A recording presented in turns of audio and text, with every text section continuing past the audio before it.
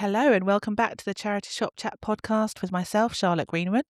And with me, Mimi Cartwright. As always, this podcast is powered by the Charity Retail Consultancy. We support charities in expert retail guidance, training and strategic insights to help them maximise their income and impact. And don't forget to sign up to the Charity Retail Learning in conjunction with the CRA for practical, sector-specific training designed for charity retailers. Charity retail has never been more visible. It's a major income stream and it's a sustainability solution. It's often the public face of a charity, and yet it still isn't always treated with the same strategic seriousness as other areas of fundraising. So what does it take to professionalise a sector or to influence policy and to raise standards nationally? And who's responsible for driving that forward? Today, we are joined by someone whose career spans more than 3 decades in charity retail. Our guest has quite literally grown up alongside modern charity retail. She has led multi-site operations, developed volunteer strategies, driven retail transformation and supported charities to professionalise their retail arms long before professionalisation became the buzzword. And alongside all of that, she has also served as chair of the Charity Retail Association Board, helping steer the direction of the sector at a national level. So when you talk about experience in charity retail, this is it.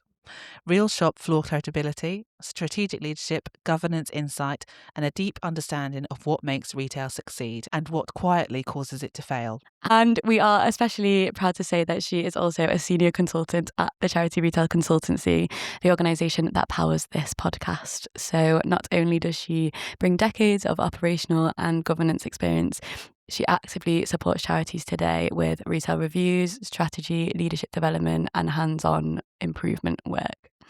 When you talk about experience in charity retail, this is it. She's seen the sector through recessions, regulatory change, the rise of e-commerce, sustainability shifts, a little something called COVID, and now a new generation of retailers redefining what charity shops can be. She's also an avid volunteer with a lovely charity shop, Oxfam in Oban, which I'm sure we'll get onto. So actively supporting her community and spreading her charity retail joy wherever she goes. So whether you're a shop manager, a head of retail, a trustee, a volunteer, or someone who's just starting out in the sector, this episode will be packed with decades of perspective and practical wisdom. Please welcome to the Charity Shop Chat podcast, Vicki Burnett.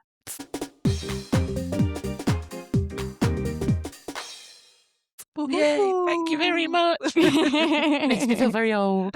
Decades and decades and decades. So, Vicki, tell us about your journey in charity retail and how it led to you working with the Charity Retail Consultancy and becoming chair of the CRA board. Okay, so my first charity retail experience was I was a volunteer for the St Luke's Hospice shop in Sheffield. My mum was a nurse, and as is the rule, when you work in a hospice, your whole family gets involved. So I ended up, and I have to say it was a bit of a PE dodge as well, because it was on a Wednesday afternoon. You could do PE, or you could go and do something useful for the community. I thought, I'm going for that. So I volunteered at St Luke's first charity shop on Ecclesall Road in Sheffield. And I liked it anyway, and that was probably about 15 then. And then I went and did a retail marketing degree in the mid to late 80s. And at the end of that, thought, I'm not really sure I want to use my blood, sweat and tears to make shareholders wealthier. So I thought I was going to look for something different.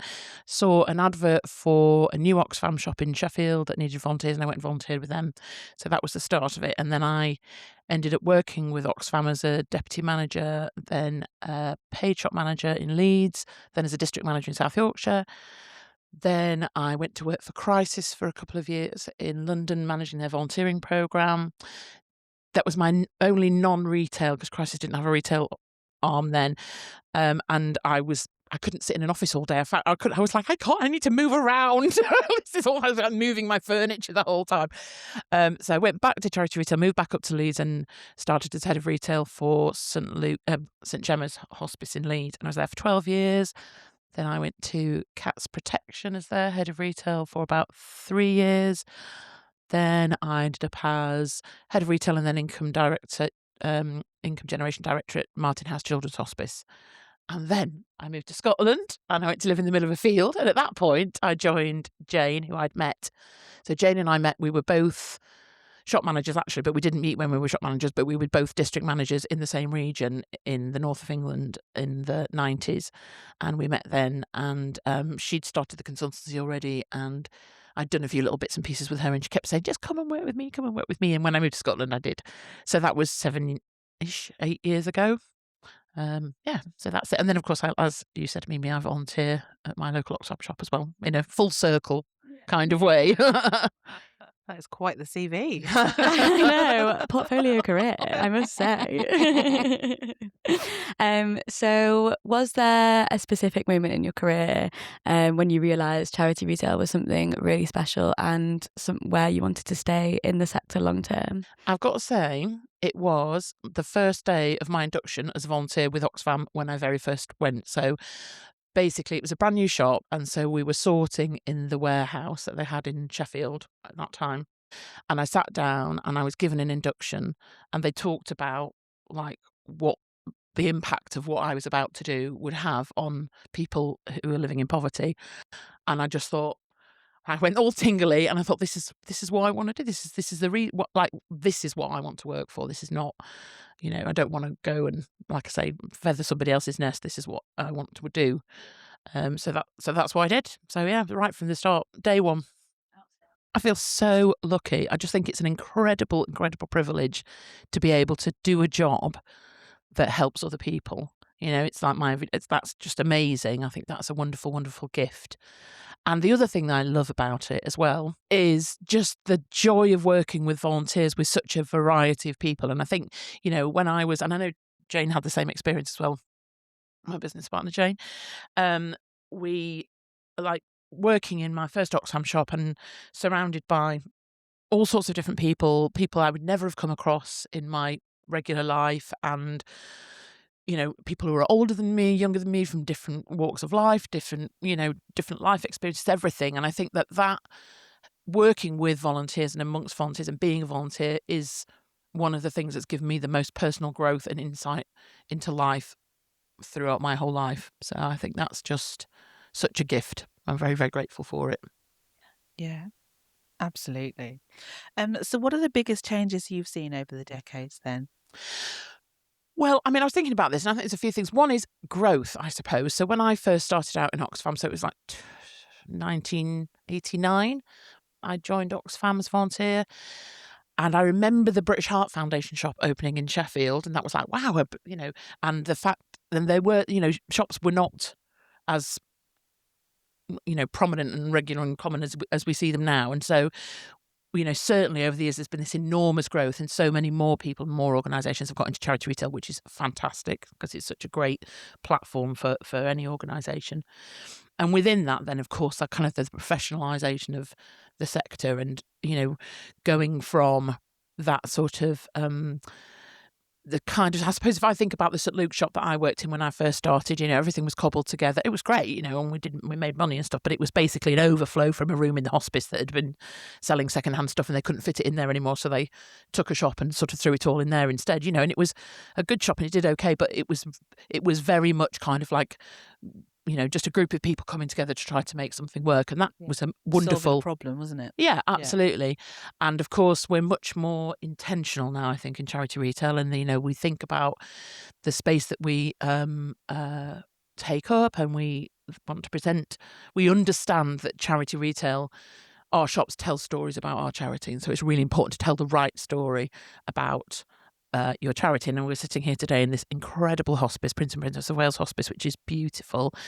And I was just talking to Katrina, who you've also interviewed, saying maybe a decade ago, their shops, well, just as this was built, their shops didn't really reflect the quality of the hospice, and they do now, and they've really changed their shops because those shops are telling that story of this charity story on the high street. And I remember when I was at St Gemma's, my old boss saying, that the shop a couple of the shops that she inherited were a bit scruffy, and, one of them had a basement sorting that was below the water table, so they were all in wellies, and it all smelled damp and all of this kind of stuff. And what she said is, that's got St Gemma's Hospice above the door. That's the hospice. So we have to make sure that reflects the organisation. So if people need the hospice, they don't go, oh, this is awful shop and I don't want to go there because it's going to be stinky and awful and it's scary enough anyway.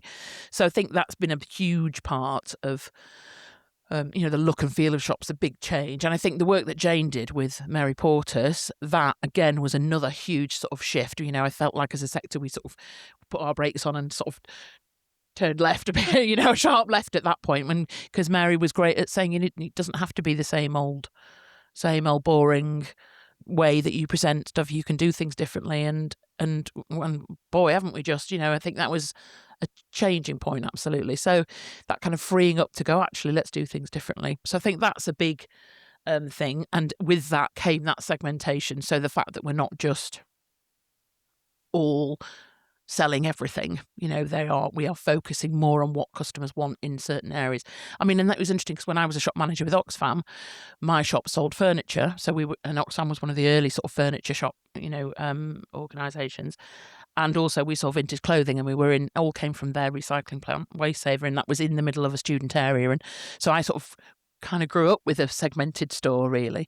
So it's been great to see that happening more and people thinking a bit more carefully about what they want to put where and how that might work.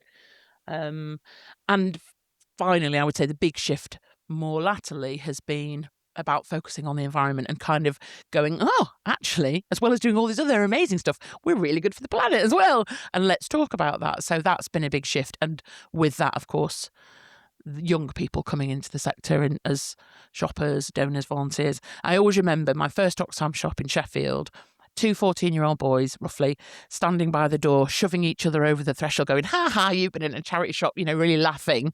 And that was kind of how they were looked at by young people. And now to see, when I'm on my shift at Oxfam on a Monday, when the school shuts, they all come, all the kids come in and are really... Brilliant. So, it's really nice to see that sort of new generation. Yeah. I love that, the way that's turned it all around. It's now cool to go to charity shops. It certainly is. Always was. They just took a while to catch on. All good things. Finally, we've learned as young people. And that's really nice to say, because obviously you started in Oxfam where you had people that weren't young people who weren't wanting to come in, and now it is a full circle moment where you're having like floods of people coming in, younger, older, all generations, and that's something that I think we should definitely work on as a sector, is like how we accommodate and make these places accessible for everyone, all under the same roof. Totally. That's really exciting. Yeah, it is. It's a really exciting opportunity. So with someone with all of your expertise that has truly seen it all, what are the non-negotiables for a successful charity shop, do you think?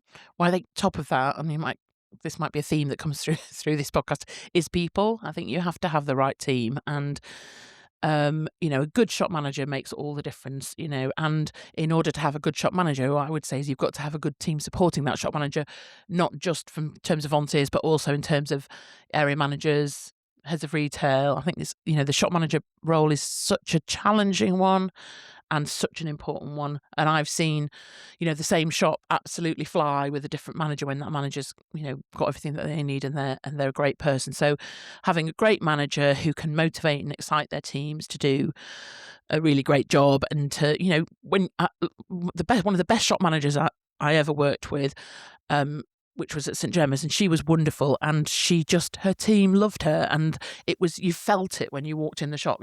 She was a really funny person. I remember going in, I was doing like a shop check.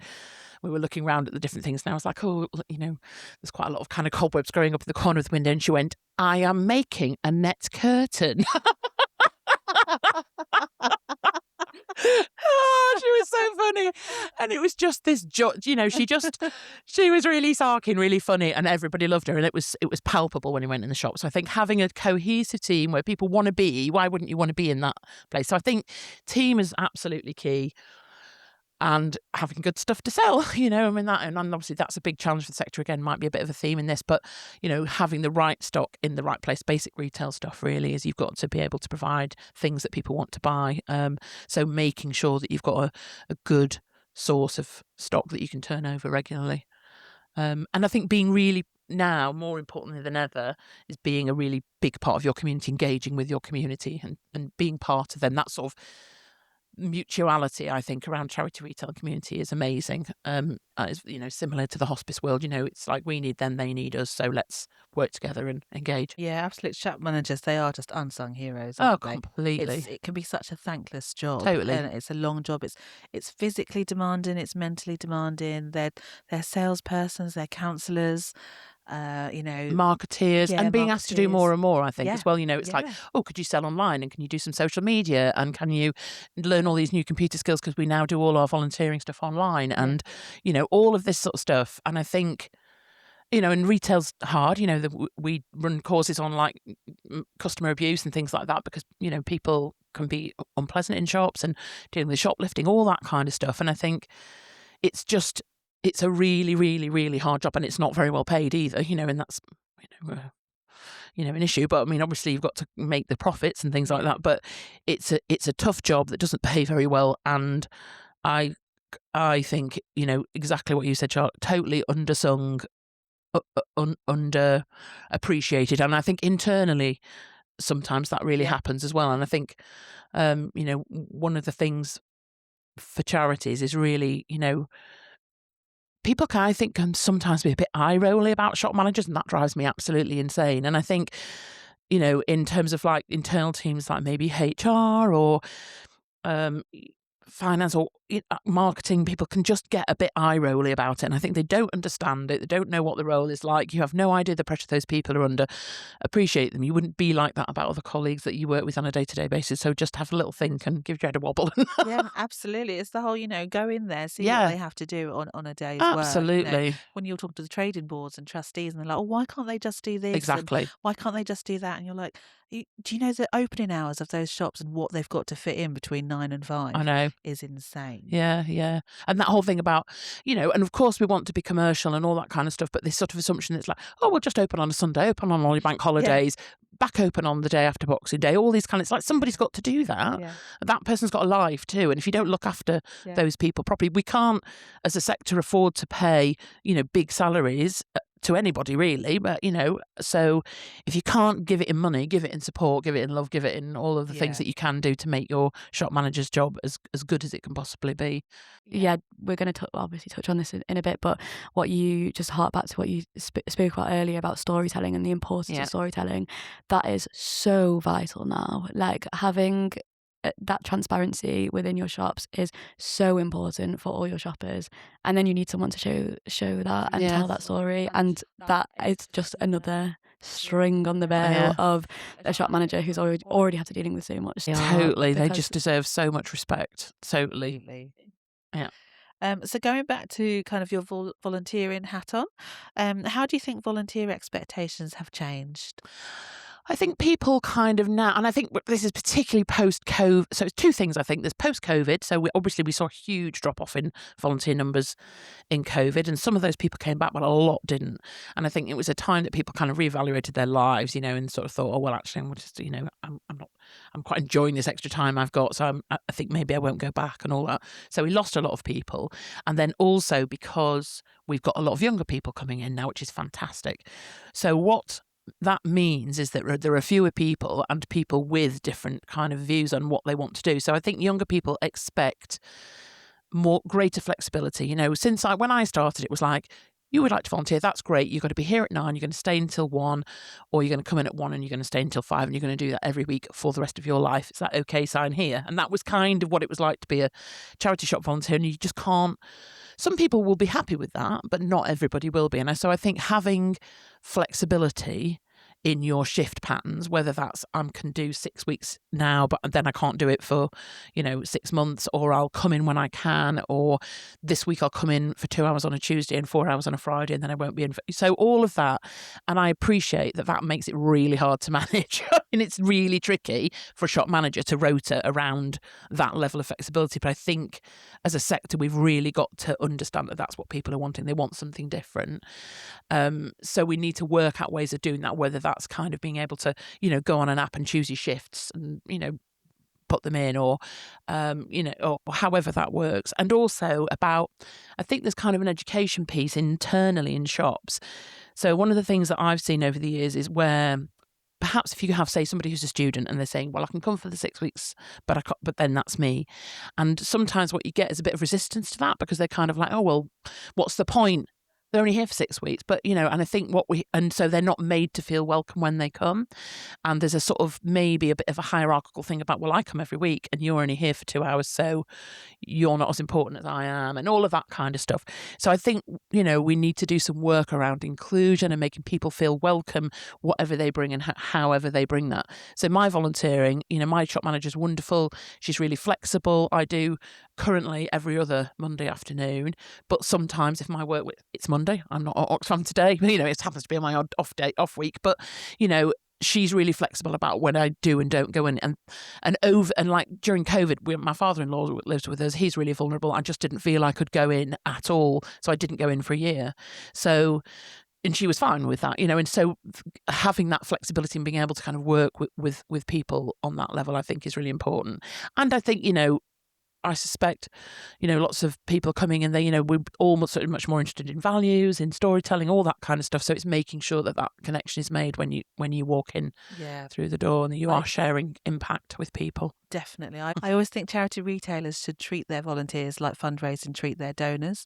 Yeah. It's about stewardship, and Totally. it's making sure that we tell that storytelling of, when they come and volunteer, don't just assume that they've decided to volunteer with you for ease or convenience.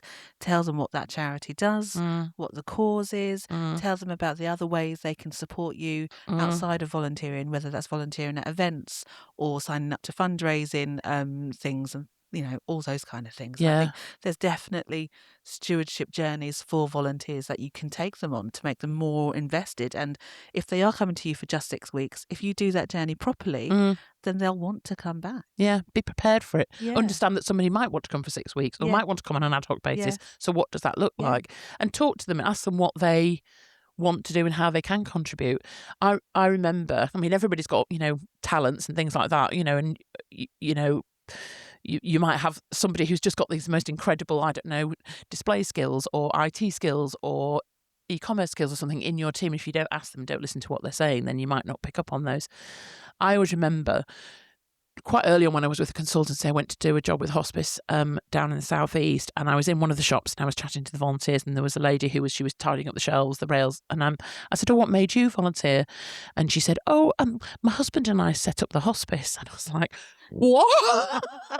And she said, oh yeah, my husband was a doctor, and he thought that palliative care was really necessary and there wasn't a hospice in the area, and so we worked together to set the hospice up. And she used to she helped with all of that, and then their son is now a trustee at that hospice, and it was like tingle moment. And I was like, well, you don't get that in Starbucks, do you? Do you know what I mean? It was that whole thing of just like, wow, that story in that is there, standing there in that person. Like, and I really believe that we need to get those stories out of those volunteers and say, get them to tell their stories, because, and that's the other thing, I think, like, charity shops are packed full of stories with the product of where it's come from, where it's going, what the money's paying for, the volunteers. It's a treasure trove.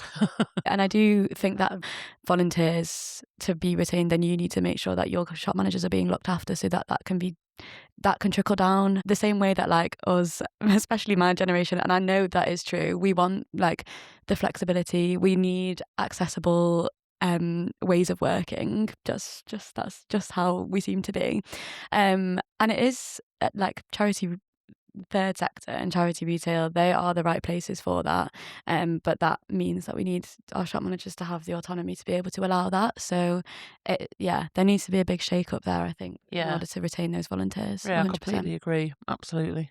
It's and I think you can, that's the other thing that I learned sort of quite early on, is that my motivation when I first volunteered with Oxfam, basically, I'd graduated. My mother had kicked me out and said, I'm not keeping you any longer. Leave.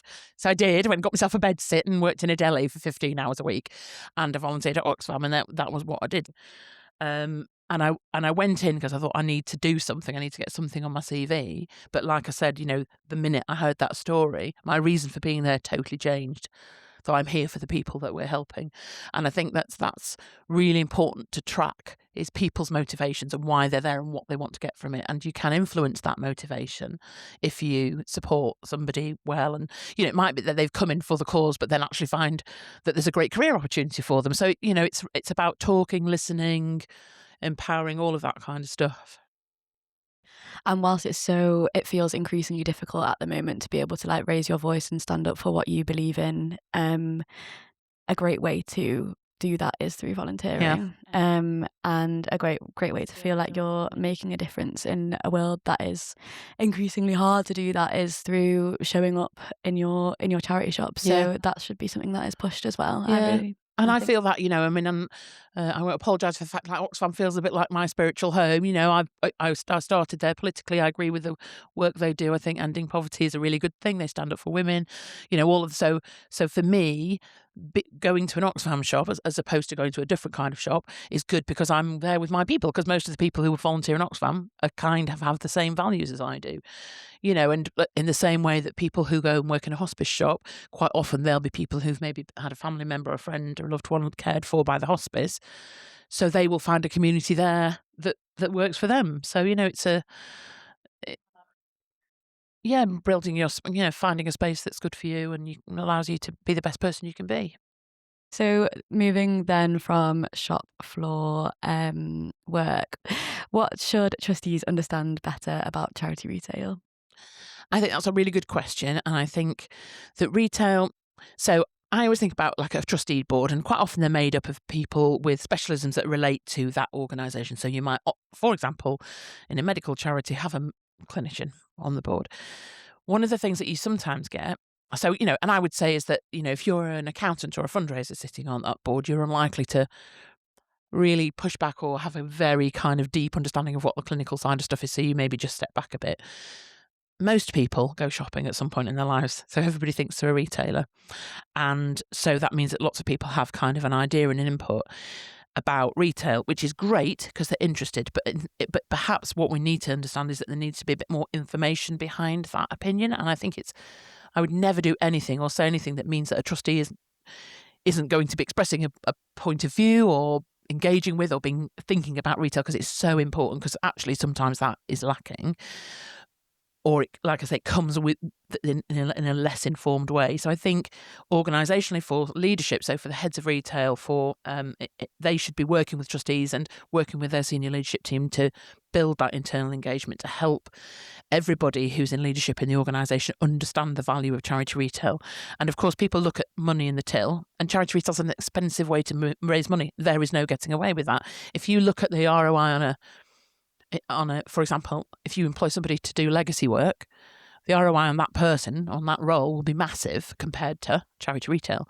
So it's quite easy to get a bit scared about, we've got this massive investment and actually we're only making like 30% profit or something. But this is so much more than that. And I think, charity retail, obviously it's about profile. And I always say, if Oxfam didn't have shops, who in the country would know about Oxfam?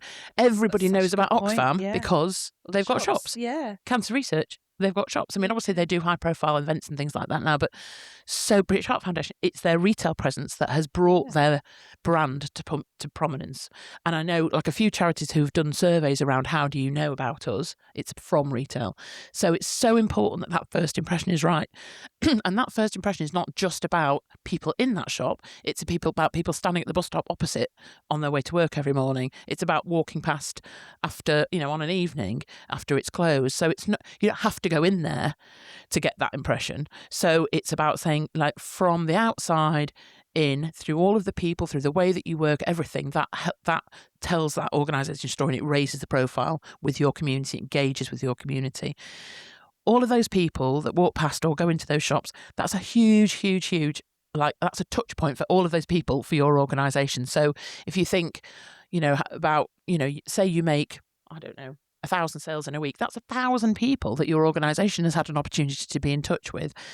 All of the volunteers, and then if you talk about kind of a deeper relationship, all of those volunteers, there are, I don't know, 19,000 volunteers or something in the sector. All of those people are people that the organisation can grow with, those people might end up leaving legacies, they're telling their friends about you. It's such a massive, massive part of your profile and what people think of you and how they relate to you.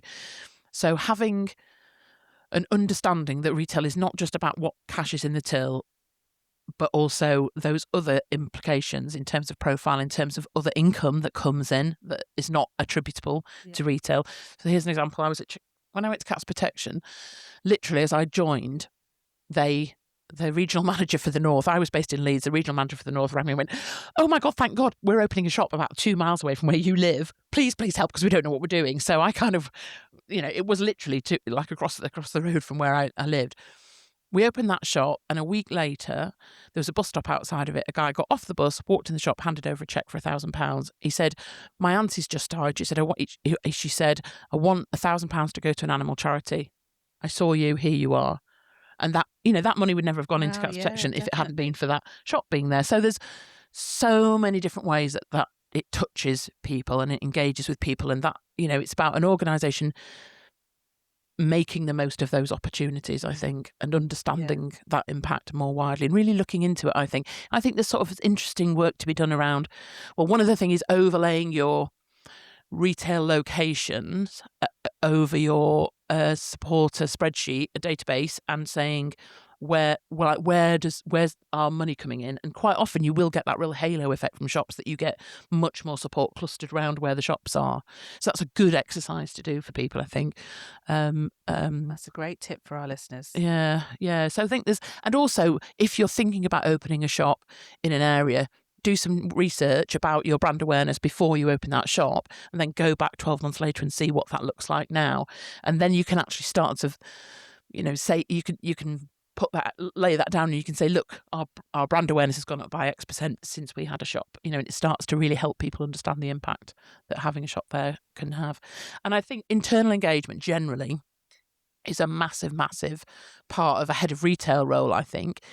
But it should be everybody's responsibility. But, people who do not work in shops should be going to the shops and spending time there, understanding what the challenges are, hearing the stories from the teams, the customers, the volunteers, seeing the work that they do in order to be able to take full advantage of all of the things we were just talking about. And vice versa, if you're expecting your shop manager to tell your charity story, they need to know what that is. So they need to understand that. And that might mean coming to a hospice or going to an animal rehoming centre or hearing stories about how you're helping overseas or whatever your charity is. But it's that two-way process and really keeping retail at the heart of your organisation, because quite often shops can be the only locations where there are people working that is not the central location for the charity. So it feels quite other. And I know in my roles, I've always worked really hard to connect the two and keep them sort of talking to each other. And just to go into that then, if someone's listening to this now, how would you go about that? Thank you for asking that question. That's very good. My little soapbox. Yeah, so really simple things. So like, for example, making sure there's always a retail story. If you've got an internal newsletter, always have a retail story in there. There's lots of stories in retail, as we were just saying. Tell those stories, talk to your teams. So it's constantly on their radar. Like when I was at Martin House, we used to have a stand-up meeting every Monday morning for all the different departments. We always used to say how much the shops did. Last week, the shops took X £1,000. We did this, that, and the other. Couple of sentences, but it was just always there, and people understanding that. So there's those little things that you can do. There are things like buddying schemes. So you might want to say to your team, so the shop managers can buddy up with like a non-retail person, vice versa. So it might just be that they chat every now and again, or the non-retail person might come and work in the shop, or the shop person might spend a bit of time working in the other person's team, just sort of getting to know people. Certainly with fundraising, particularly community fundraising, I think that's really important, having those connections at a shop level. So, because quite often it's just like having that personal relationship is really important. It just makes it easier to pick the phone up and go, oh, I know you, so I'm going to tell you about an opportunity or a challenge or something. But I'll give you an example that we did, which was a bit of a slightly bigger thing, was when I joined Martin House. They used to have a week, or they may still do, had a week where they would, the hospice wasn't there for respite care, which is what it primarily offered. And it was, so they didn't take any patients in for a week, and they did all of the ongoing professional development training for the whole team. And one day of all of that, they would bring in everybody. So all of the retail team would come. Just before I joined, the retail team, the year before, they'd come in, and they arrived at the event, which was in a marquee in the gardens. There were not enough chairs, so people didn't know where to sit. They were all kind of like, they'd just had some news which had kind of been difficult for them all to process. So they came in with that fresh in their minds. And so were like a bit like, and then brought that to each of their tables. So it was this really difficult kind of situation, and everybody felt awkward. And I remember thinking, if you're a charity retailer, and you're going into the hospice, you might never have been before. You don't know the names of anybody. You assume everybody else knows each other. They're all pals. You don't know where to get a coffee. You don't know where the loo is. All of it's not your world. You might feel uncomfortable because it's a hospice or whatever so you've got to remember all of those things. And so what we did the next year was we did a pop-up shop.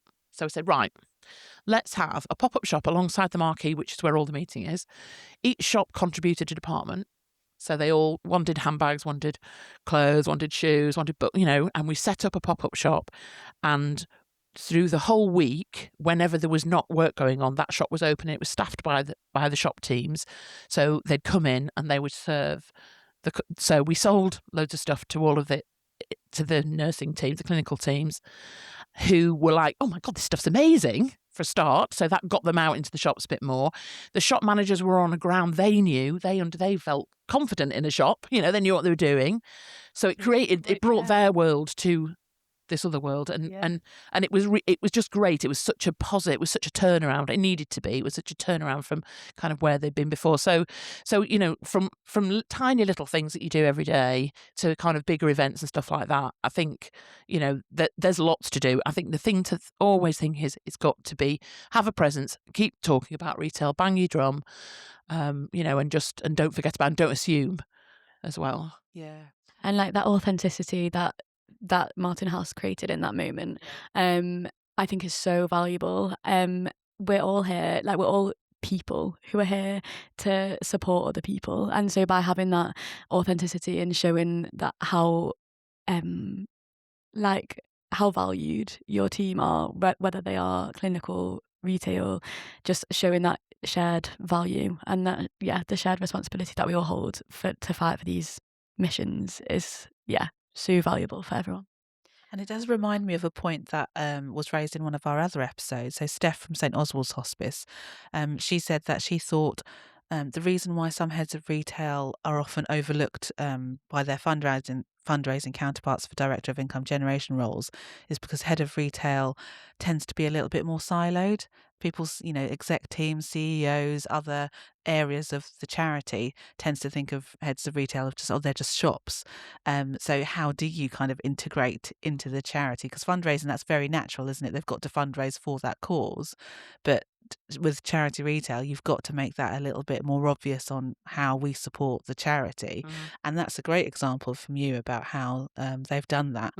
And it's the social value, isn't it? It isn't, sometimes it's not just the money in the till. No. It's the social value, and actually you might get more people using your charity for the services that you provide because they've experienced what you do in the shops. Yeah, completely, absolutely. So to go into that a bit further then, for heads of retail listening, what should be on the top of their agenda right now, do you think? One of the things that I think is the most valuable thing that a head of retail can have or create is a retail strategy. And it is one of the things that we talk about the most in the consultancy when we're doing reviews. Have you got a strategy? Some happily do, quite a lot don't. And, some people say, it's part of our income generation strategy, or it's, it sort of sits within the main hospice strategy. Well, I think, and that's great if you're giving it a nod, but create your own. Make sure you have a vision. You need to create a vision with your team for retail. And that will give you your priorities. It will give you your sense of direction. It will make everybody pull together in the same way if you do that right. So I think understanding where you're going and how you're going to get there is really, really important. And so I think, make sure that you have a strategy, get that in the bag, even if that's not what other departments on your kind of level do. I still think it's worth doing. And Absolutely.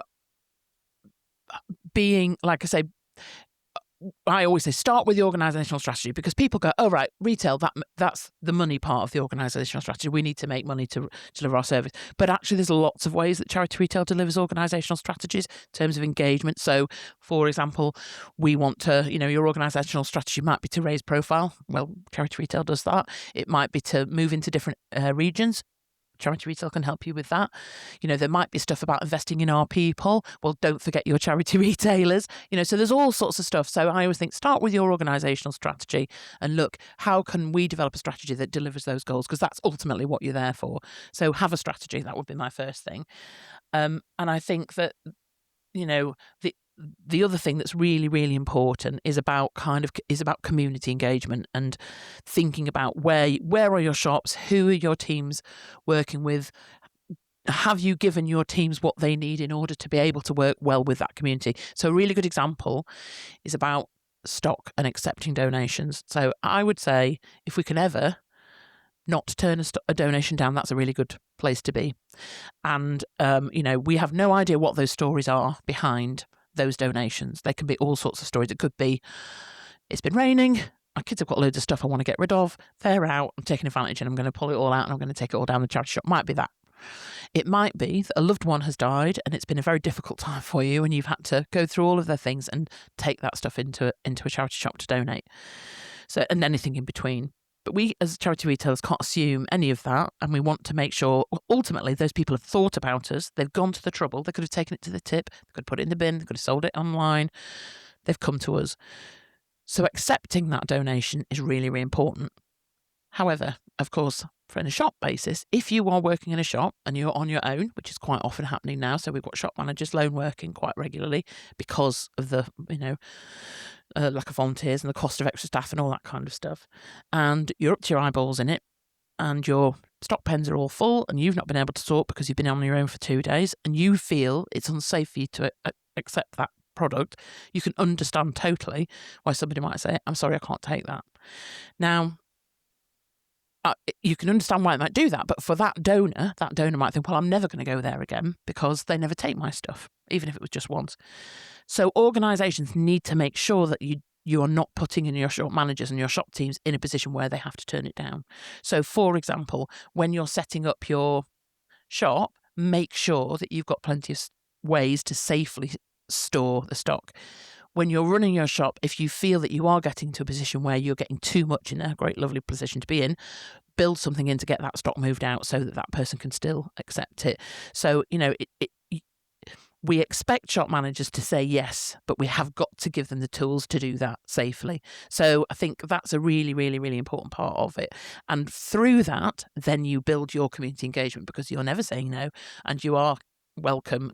Everybody's welcome and your shop manager isn't, frazzled and all of that kind of stuff. So you can start to sort of think about that community engagement and, being able to, for example, maybe get people who want to run events in the shops. And I know you're speaking to Katrina and Louise from Restore, which is the next door neighbour to my Oxfam shop. They are next door to us. And that's an amazing example of events and community engagement in the shop. So that'll be a really interesting episode too. So I think that's another thing to think about. And I think it's one of those things that in the day-to-day sort of operational kind of running around, doing things, managing people, all that kind of stuff, community engagement can get lost. So I think that's a really good thing to kind of put in your strategy. Always back to your strategy. Exactly. And I think the other thing as well is about innovation. And it's hard to innovate and do risky things when there's not much money around. I appreciate that as well. But I think, if we don't try different things, we never know. And we know we've got a challenge with stock right now.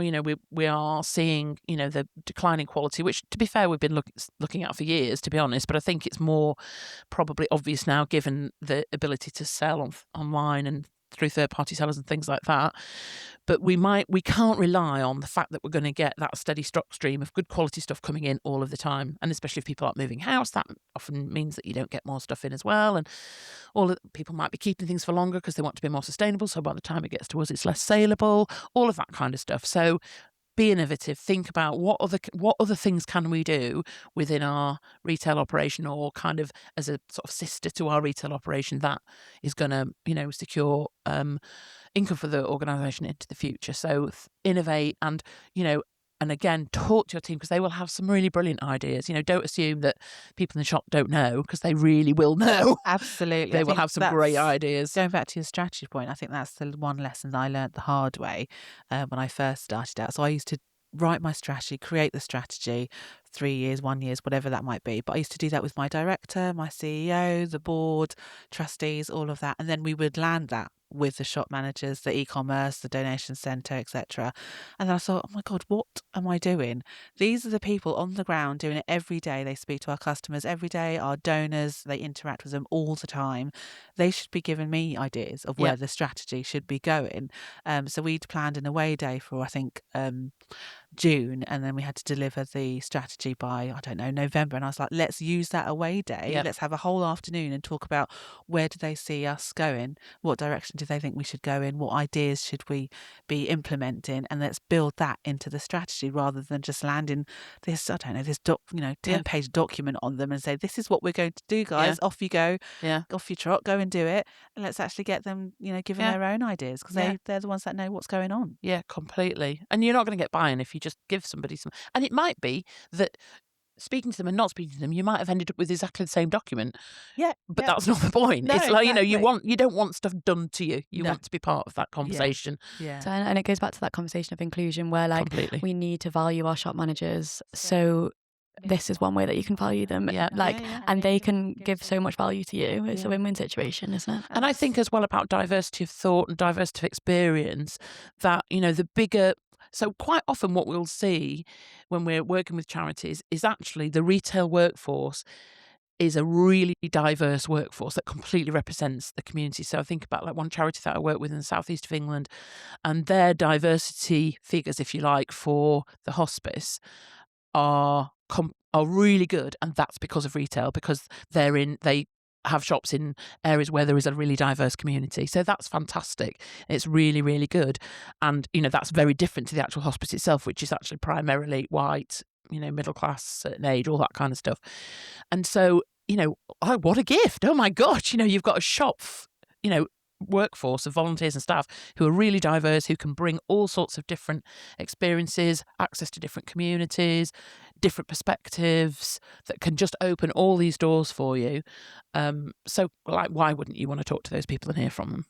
Yeah, definitely. It sounds so obvious when you say it, doesn't it? And I think it's hard because it takes longer to do it like that. And everybody's under pressure. It's really hard. If you're head of retail, you've got a million things to do. You're being pulled in loads of different directions. Most of them are operational. Retail is that thing. I remember when I was a shop manager in Leeds, I'd been away on the Saturday night. I came home to my flat on the Sunday. I'd been burgled, and it was just awful. And I was like, oh God, and it was like, I got back late, and and it was awful. Anyway, the next day, my deputy manager was off. I knew if I didn't go in, the shop wouldn't open. So I had to go into work the next morning, and I was sitting there at the till thinking, oh my God, I think they've taken my camera that my grandparents paid for my 16th birthday, and it was horrible. But it was that kind of, the world's a stage, retail is, you've got to turn up and you've got to open the door, and there are operational things happening now that you've got to deal with. And so that, if it's raining and the ceiling's leaking, or, all of that kind of stuff, means that being able to kind of do big consultations with your team for strategy, or even think about strategy is a hard thing to make time for, but I think it's so worth it. Yeah, absolutely. So you've also had the unique perspective of serving as chair of the Charity Retail Association board. So with that experience, we're obviously in a moment of transition with the current CEO stepping down and new leadership coming in. What do you see as the biggest priorities for the next CEO, and where do you think the CRA needs to be bold over the next 5 years? Well, I think the first thing to say is what an amazing job Robin has done, and the team at the CRA. We are so, so fortunate to have such an amazing sector body, and they've come on leaps and bounds. Through the whole sort of time that I've known them, but particularly under Robin's leadership. So I'm sorry to see him go, and I'm wishing him a happy retirement. Lucky him. Anyway, but what I would say is any change in leadership can be a challenge. people come into a new organisation and they want to put their stamp on it. You know, whoever joins is not going to do or be the same as the person before. So I think the important thing is to understand that and to kind of allow for that change process and to help people through that change process so everybody kind of settles in. And I think the board has a really key part to play in that, because ultimately the CRA exists to sort of support the sector, serve the sector. So, there are some really phenomenal retailers sitting on that board and within the membership. So I think it's really important for whoever comes in to listen to what the board have got to say, and for the board to understand that they're reflecting what members want. So I think that's a really sort of key part of it. And I think that, really those voices have got to be at the heart of everything that the CRA does. But equally, the CRA, one of the things that I think it is really wonderful about them, particularly for smaller charities, is, like the policy work that they do is phenomenal. And that's out with most of our experience. We don't, as heads of retail, we don't necessarily know about that kind of stuff. So they're really good at guiding and leading with that. And I think that John Mail, who does that, is really, really good at it. And I think that, like, COVID was a fantastic example of how well they, lobbied and influenced government in terms of, supporting our sector. So I think, keeping an eye on those kind of that policy stuff, keeping members' voices at the heart of the sector, and I think really understanding where our challenges lie. I mean, I see our challenge as stock. I think that's going to be a massive challenge for us moving forwards. And so understanding those challenges, seeing them and coming and being ready for them, and sort of helping prepare the sector to be able to kind of roll with whatever comes next. Yeah, no, that's fair. I think you're right. Stock is going to be the challenge. It's the quantity and it's the quality, isn't it? It's just mountains of lower value goods, and I think it's quite easy to be there with your kind of golden era glasses on, going, oh, the quality is so poor, it's not the same, it keeps declining. And at what point do you go, actually, this is just the quality we're getting, it's not declining, this is just the standard of quality, so what do we do to shift more volume? Basically. Absolutely. So completely agree. What stands out in this conversation is that whilst the sector evolves, the fundamentals remain. Clear standards, strong leadership, confidence in pricing, investment in people. And charity retail works when it's treated like professional retail. And that doesn't mean just income, it's visibility, sustainability and community presence, because shops are often the most accessible part of a charity's brand. And this is exactly where the Charity Retail Consultancy supports organisations, from retail reviews and operational audits to leadership coaching and strategy days. We help charities strengthen foundations so they can grow with confidence, because experience is powerful, but structure makes this scalable. So before we wrap up, it's time for our shop shout out. So Vicki, is there a charity shop or social enterprise or initiative you'd like to give some love to? Well, you might imagine the first one I'm going to say, because I've got to, is my Oxfam shop in Oban, which is an amazing shop. It does really well, of course, obvs. But it's a great shop, and we do loads of Sourced by Oxfam, the new stuff. We've got a huge book section, and then all of the usual, clothing and everything else. But it's a really brilliant shop. We serve locals and tourists. I love hearing all the different accents of all the different people when they come in. It's great selling Scottish stuff to Americans and all that kind of stuff. I love it. It's just a really great community shop. So I've got to say a big shout out to them, but then also to our next door neighbours, Restore, and to the community shop, which is a community interest company, which is in Loch Gilphead, which is south of Oban. And both of those shops are really amazing. So Restore, you'll hear about more on a different podcast, but they are a group of charities who came together to, be more effective working together. They've got a food redistribution, the community larder in there. They do workshops, they do repairs, they do all of that kind of stuff, as well as selling stock. And then the community shop in Loch Gilphead, that was actually a Mary's Meals shop, which was a Scottish charity that had a handful of shops that pulled out of retail, and the community didn't want to lose a charity shop there, so the landlord invested in the building and together set up a community interest company, and they've set up a community shop which serves the little town of Loch Gilphead, and it's just amazing, and it's affordable, and it supports people with vulnerable adults in terms of volunteering. It's got a little space where you can have a cup of tea and a blether. It's just a really great example of complete community engagement. I'm very lucky to be doing some work with them at the moment as well, so that's fantastic. But they're amazing. So they're kind of one-offs, local to me, and I love them. So yeah. Lovely. Thank you so much, Vicky. You're welcome. So thank you so much for joining us for such an honest and strategic conversation today. If you have enjoyed this episode, follow us on Instagram, Facebook and LinkedIn at The Charity Shop Chat and at the Charity Retail Consultancy. I won't ask where we can find you because omnipresent.